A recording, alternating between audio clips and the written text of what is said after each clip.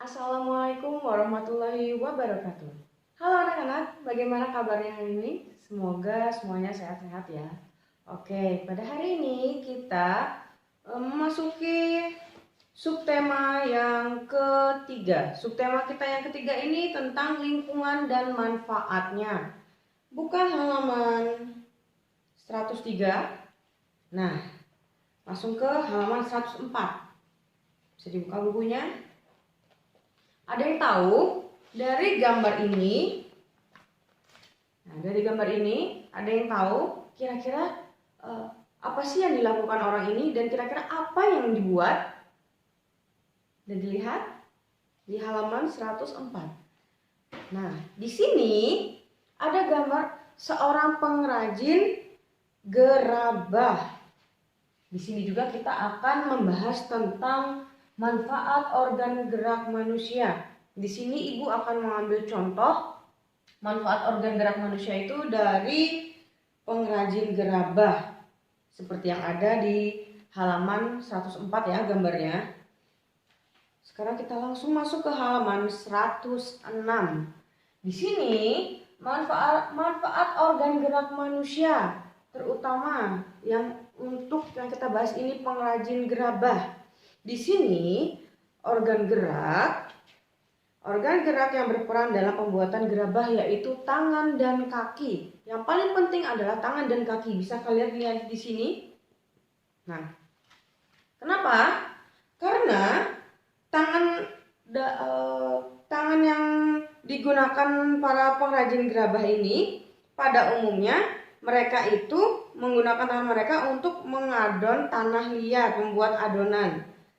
Nah, kemudian tangannya digunakan untuk mencampur dan mengaduk bahan-bahan dengan membantukan alat berupa cangkul. Itu dari tangannya. Kemudian bagaimana dengan kakinya? Kedua kaki pengrajin digunakan untuk memutar alat pembuat gerabah. Jadi itu sebelum memutar alat gerabah, pengrajin mencampur adonan tanah liat terlebih dahulu dengan menginjak-injak adonan tersebut menggunakan kaki.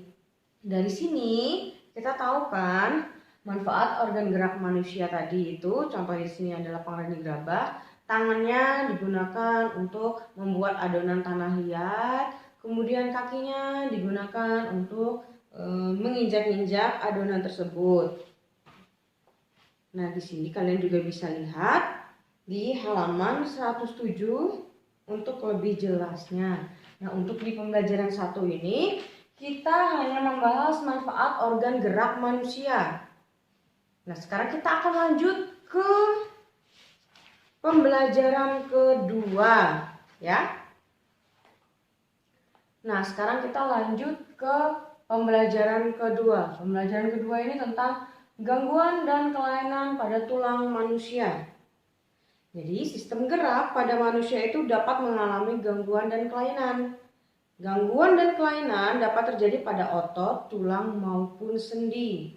Di sini beberapa jenis gangguan pada tulang dan sendi ada 6. Yang pertama, fraktura. Fraktura itu kondisi patah tulang karena kecelakaan atau terjatuh.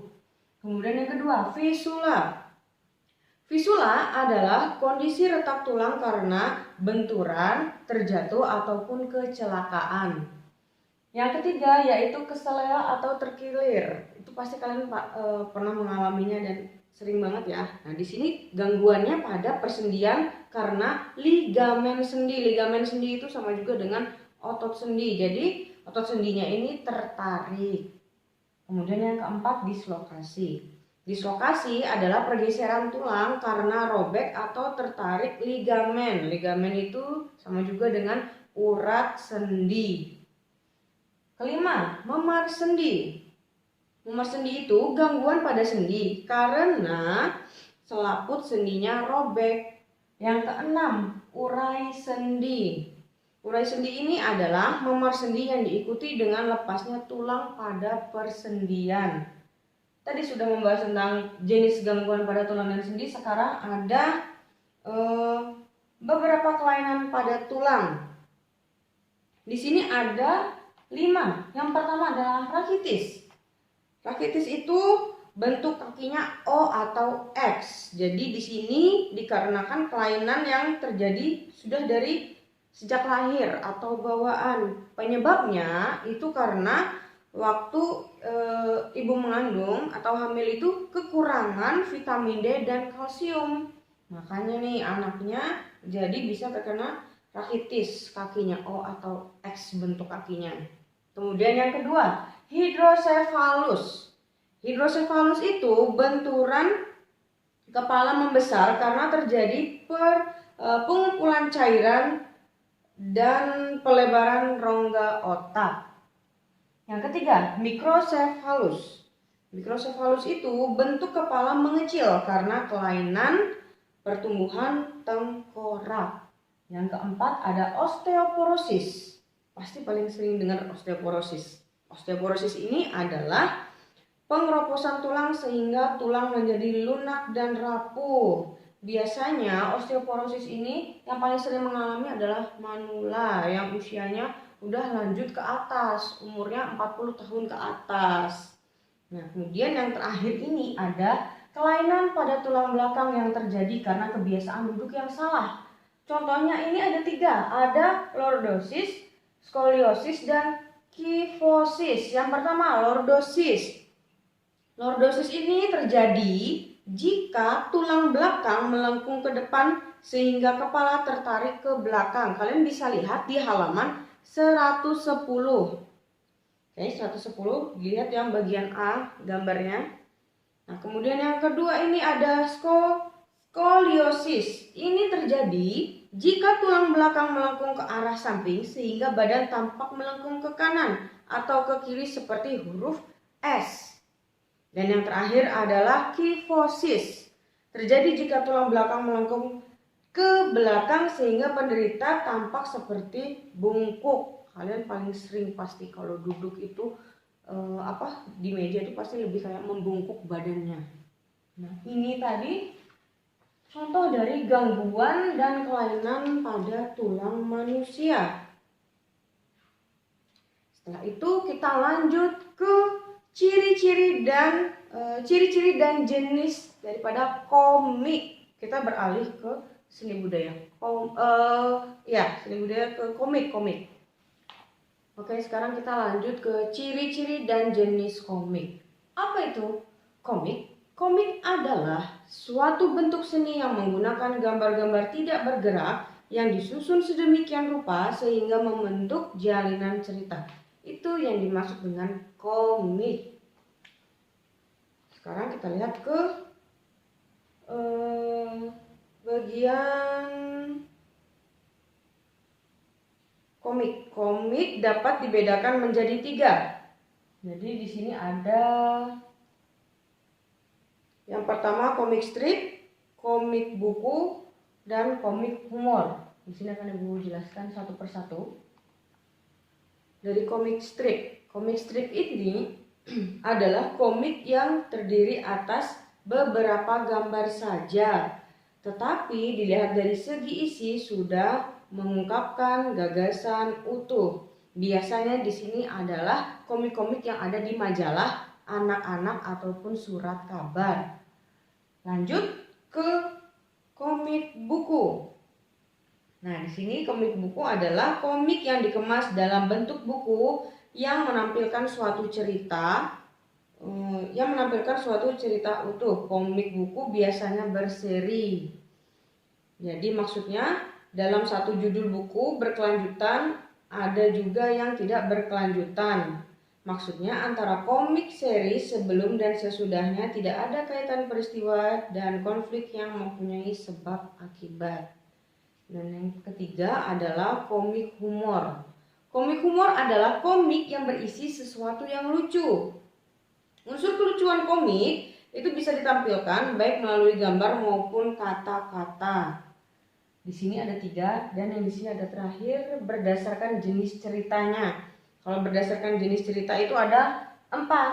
Ada komik edukasi, komik promosi atau iklan, komik wayang dan komik silat. Kalian bisa lihat di halaman 113. Dibuka bukunya halaman 113. Nah, kita lihat dari komik edukasi. Komik edukasi selain berfungsi edukasi dapat juga berfungsi sebagai hiburan. Jadi nggak cuma untuk mengedukasi atau mengajarkan sesuatu, tapi bisa sebagai hiburan. Nah, kemudian yang kedua ada promosi atau iklan. Merupakan komik yang digunakan untuk keperluan promosi sebuah produk. Ketiga, komik wayang. Yang dimaksud ini adalah komik yang berisi tentang cerita wayang. Terakhir adalah komik silat. Maksudnya adalah komik yang didominasi oleh adegan laga atau pertarungan. Ini pembahasan komik yang ada di pembelajaran kedua. Nah, sekarang kita lanjut ke pembelajaran 3 tentang pengaruh kondisi geografis Indonesia terhadap kondisi sosial ekonomi. Sebagai kita tahu, Indonesia itu dikenal sebagai negara dengan lautan yang luas. Lebih dari setengah wilayah Indonesia itu berupa lautan, makanya Indonesia itu disebut juga dengan negara maritim. Pertama, kita masuk ke pembahasan pengaruh kondisi geografis Indonesia terhadap kehidupan sosial penduduk.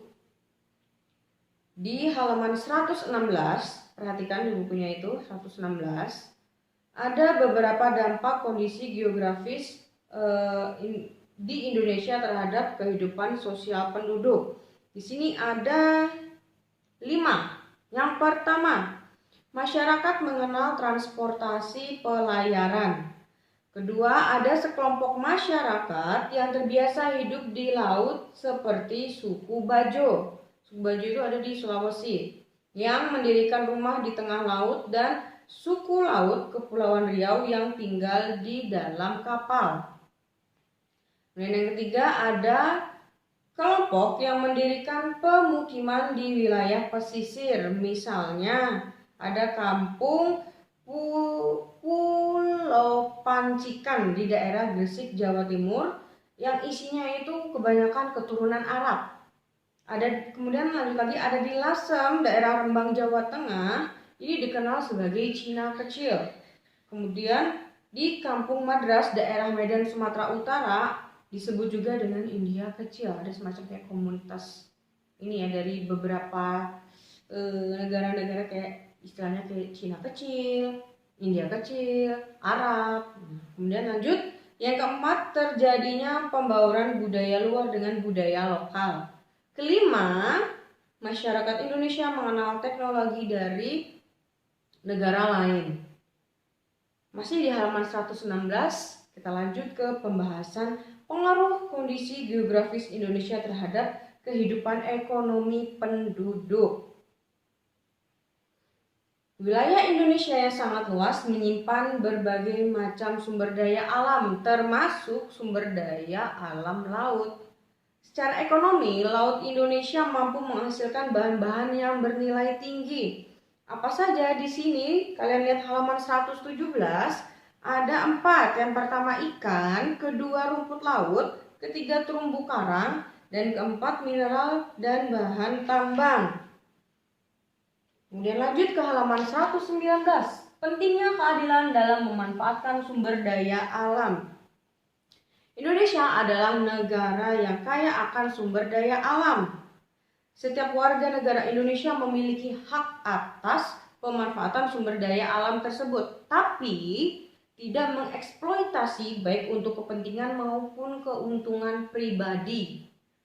Pemanfaatan sumber daya alam Indonesia bertujuan untuk menciptakan kesejahteraan serta kemakmuran bagi seluruh masyarakat Indonesia. Di sini upaya pemerintah dalam mensejahterakan rakyat melalui sumber daya alam yang ada sudah ditegaskan dalam pasal 33 ayat 3 Undang-Undang Dasar Negara Republik Indonesia tahun 1945. Adapun wujud keadilan sosial dalam pemanfaatan sumber daya alam ini di sini di halaman 119 ada 5. Yang pertama, masyarakat dapat memanfaatkan sumber daya alam untuk menanam tanaman pangan. Yang kedua, setiap masyarakat diperbolehkan memanfaatkan sumber daya alam sebagai sumber mata pencaharian. Yang ketiga, memanfaatkan minyak bumi sebagai bahan bakar untuk kebutuhan sehari-hari. Keempat, menggunakan sebagai tempat tinggal. Yang terakhir, kelima, tidak mendapatkan diskriminasi dalam memanfaatkan sumber daya alam. Nah, ini pembahasan kita di pembelajaran ketiga. Sekarang kita lanjut ke pembelajaran keempat. Yang pertama, pengaruh kondisi geografis terhadap budaya dan transportasi di Indonesia. Buka halaman 124. Yang pertama, pengaruh kondisi wilayah Indonesia terhadap budaya masyarakat. Keberagaman budaya juga tidak terlepas dari kepulauan Indonesia yang berdekatan dengan benua Asia. Setelah itu dilanjutkan dengan pengaruh budaya lain, yaitu dari benua Eropa dan Amerika yang masuk ke Indonesia. Lanjut, masih di halaman 124 juga. Di sini salah satu budaya Asia yang masuk ke Indonesia adalah budaya Dongson. Budaya tersebut ada sekitar 200 silam Masehi yang lalu yang berasal dari Vietnam. Bukti lain yang menunjukkan budaya Asia masuk ke Indonesia adalah bahasa dan suku Melayu. Perkembangan unsur budaya di wilayah perairan yaitu perahu pinisi, itu kalau yang di daerah wilayah perairan. Kemudian tidak hanya kebudayaan perairan, ragam budaya seni telah berkembang di wilayah Indonesia. Salah satunya adalah seni musik keroncong. Musik keroncong ini diadopsi dari budaya Portugis, jadi asal-muasalnya itu dari Portugis. Nah, jadi waktu itu tidak hanya dalam kesenian, dalam bahasa pun ditemukan banyak kesamaan dengan kosakata bahasa Portugis. Misalnya nih, contohnya lemari. Lemari kan bahasa Indonesia nih. Kalau bahasa Portugisnya waktu itu, lemari itu ya almari. Bendera, kalau bahasa Indonesia, bahasa Portugisnya itu bandeira. Kemudian ada sepatu, bahasa Portugisnya sapato. Bangku, bahasa Portugisnya banco. Nah, oleh karena itu, sudah seharusnya kita menjaga kelestarian unsur budaya yang kita miliki dengan rasa penuh tanggung jawab. Lanjut ke halaman 125. Pengaruh kondisi wilayah Indonesia terhadap alat transportasi. Wilayah Indonesia dikenal sebagai wilayah yang sangat strategis. Wilayah tersebut antara lain perairan Nusantara, perairan pedalaman, serta laut teritorial sepanjang 12 mil dari garis dasar. Luas kepulauan Indonesia menyebabkan perkembangan sektor jasa maritim sangat berpotensi. Sekitar 70% perdagangan dunia berada di kawasan Asia Pasifik dan sekitar 75% komoditas perdagangan melalui jalur laut Indonesia. Indonesia tercatat telah memiliki 32 pelabuhan. Pada tahap kedua ini, pembangunan pelabuhan difokuskan pada daerah yang kekurangan infrastruktur. Di sini fungsi pelabuhan disesuaikan dengan jenis pelayaran. Di halaman 125, di sini ada 5 hal. Yang pertama, pelayaran lokal. Pelayaran yang hanya menghubungkan 2 pelabuhan kecil antar 2 pulau. Kemudian yang kedua, pelayaran Nusantara. Pelayaran ini biasanya menghubungkan antara pelabuhan-pelabuhan besar yang terdapat di Indonesia. Ketiga, pelayaran khusus.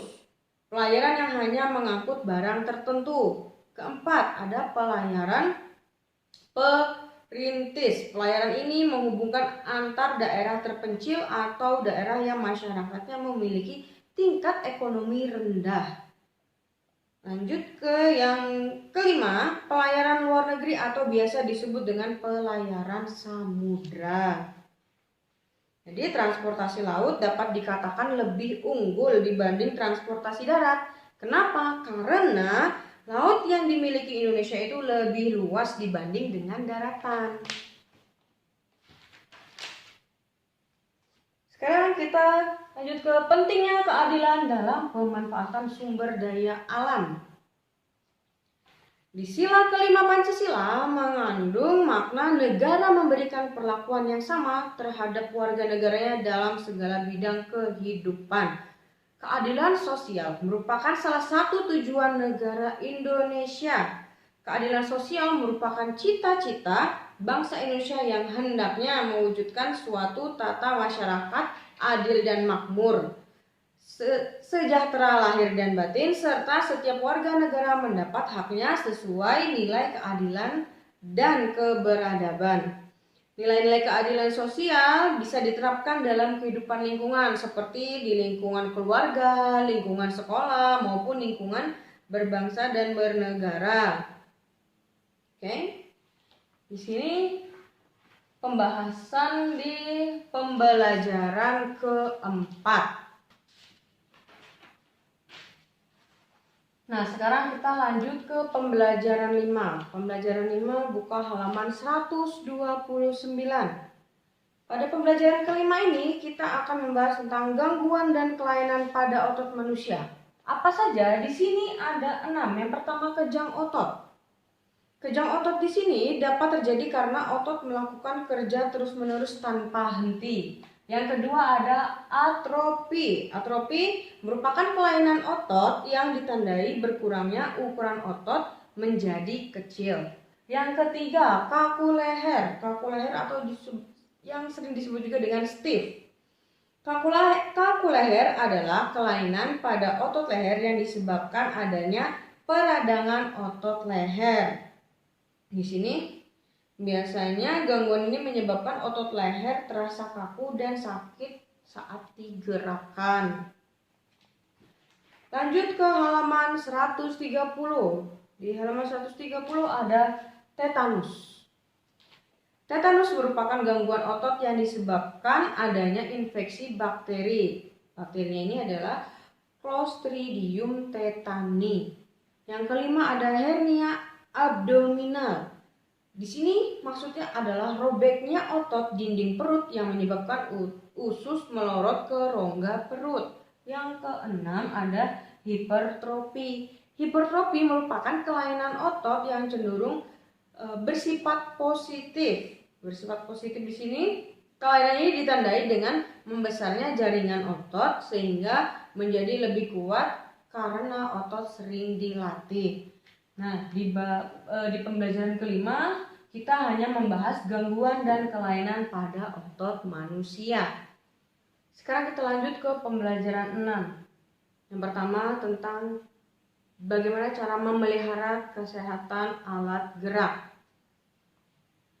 Alat gerak harus dijaga dan dipelihara agar aktivitas tubuh tidak terganggu. Salah satu cara menjaga alat gerak dengan melakukan aktivitas sesuai kemampuan tubuh dan tidak berlebihan atau terlalu berat. Aktivitas yang berat membutuhkan banyak energi. Jadi, hindarilah melakukan aktivitas di luar batas kemampuan tubuh. Lakukan gerakan dengan hati-hati dalam setiap aktivitas. Gerakan mendadak dan membebani tubuh dapat menimbulkan resiko cedera pada alat gerak. Nah, biasakan menempatkan tubuh pada posisi yang benar saat beraktivitas agar terhindar dari gangguan alat gerak. Itu yang ada di halaman 135. Sekarang kita lanjut ke halaman 136.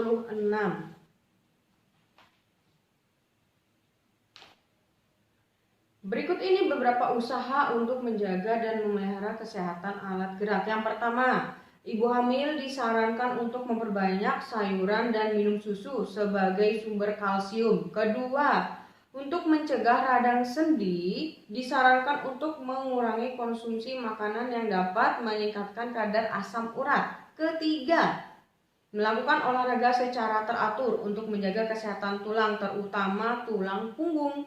Yang keempat, membiasakan posisi tubuh yang benar saat beraktivitas. baik saat duduk, berjalan, berlari, bekerja maupun tidur. Kelima, untuk mengurangi osteoporosis disarankan untuk berolahraga teratur dan mengonsumsi makanan yang mengandung kalsium. Oke, yang keenam, untuk mencegah rakitis disarankan untuk mengonsumsi susu, telur, minyak ikan, dan sering berjemur pada pagi hari agar tubuh menghasilkan vitamin D. Jadi, secara umum pola hidup sehat meliputi pola makan, itu yang pertama. Kemudian aktivitas fisiknya yaitu olahraga. Kemudian waktu istirahat. Waktu istirahat yang tepat itu dan yang lebih bagus adalah digunakan untuk tidur. Nah, jadi saat tidur tubuh melakukan pemulihan sehingga tubuh akan terasa segar kembali saat bangun tidur. Kalau kondisi tubuh yang bugar, nanti tubuh siap untuk melakukan aktivitas harian kembali. Nah, kemudian kita lanjutkan lagi ke bagian membuat komik. Buka halaman 137. Membuat komik. Di sini yang pertama, dalam langkah-langkah membuat komik. Yang pertama, menentukan ide atau gagasan tema yang akan dibuat. Jadi di sini nih ada beberapa tema dalam membuat komik. Yang pertama, dilihat halaman 137, fiksi ilmiah. Maksudnya di sini fiksi ilmiah adalah cerita fiksi ilmiah dibuat berdasarkan acuan teknologi yang telah ada. Yang kedua di sini ada khayalan. Khayalan di sini, cerita khayalan biasanya cerita tentang kehidupan sehari-hari berdasarkan imajinasi dan bukan dari kisah nyata. Tuh, makanya namanya khayalan. Kemudian yang ketiga, fantasi. Cerita fantasi adalah cerita imajinasi tentang masa depan atau masa terjadinya di suatu tempat baik di bumi ataupun di planet yang melibatkan bentuk teknologi canggih. Kemudian yang keempat ada drama. Cerita drama adalah cerita tentang kejadian sehari-hari yang dialami manusia, seperti kesedihan, kekecewaan, kebahagiaan yang kadang berakhir indah atau sedih. Lanjut ke halaman 138. Masih ada? Ya. Di sini ada komedi. Cerita komedi adalah cerita yang diselingi banyak adegan lucu yang kadang dilebih-lebihkan untuk memancing tawa pembaca. Kemudian ada histori. Cerita histori adalah cerita yang menggunakan referensi sejarah sebagai acuan ceritanya. Dan yang terakhir ada fabel. Cerita fabel adalah cerita yang identik dengan kisah-kisah satwa yang berperilaku seperti manusia. Oke, yang kedua di sini masih di halaman 138, menentukan karakter tokoh utamanya. Itu yang penting. Kemudian ketiga, mendeskripsikan watak atau ciri utama dari tiap-tiap karakter yang ada dalam cerita. Keempat, membuat alur cerita sederhana secara garis besar yang menggambarkan isi cerita, lalu tiap-tiap alur bisa dikembangkan. Dan yang terakhir kelima, menggambar sesuai alur yang telah dibuat. Nah, itu salah satu contoh membuat komik. Sekarang Ibu akan memberikan tugas kepada kalian, tugas penilaian akhir subtema 3. Jadi kita tidak perlu biasanya kan kita mengerjakannya nih pembelajaran 1, kemudian ada soalnya kan. Nah, ini kita langsung loncat ke penilaian akhir subtema 3 yang ada di halaman 142 sampai 146. Kerjakan bagian A, B, dan C.